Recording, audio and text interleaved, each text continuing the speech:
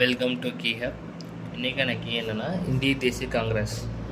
இந்திய தேசிய காங்கிரஸ் இந்த மாநாடு வருஷம் நடக்கும். ஒவ்வொரு தடவையும் அது நடக்கும். ஃபஸ்ட்டு மாநாடு பம்பாயில் நடைபெற்றது. இதோட தலைவர் யாருன்னா WC பானர்ஜி. இதில் மொத்தம் 72 பிரதிநிதிகள் கலந்து கொண்டாங்க. அதில் 22 பிரதிநிதிகள் சென்னை சேர்ந்தவங்க. அப்புறம் ரெண்டாவது மாநாடு 1886 நடந்துச்சு கொல்கத்தாவில். இதோட தலைவர் யாருன்னா தாதாபாய் நவ்ரோஜி.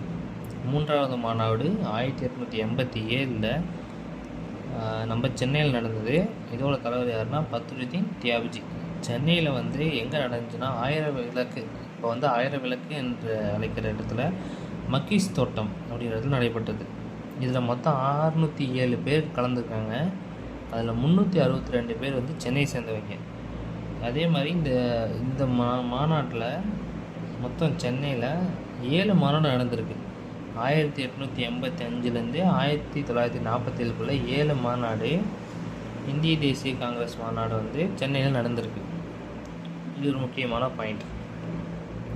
அதுக்கப்புறம் சுதேசி இயக்கம் மெயினாக 1905 வங்கப் பிரிவினை போராட்டத்தை அதோட போக்கையை மாற்றியது.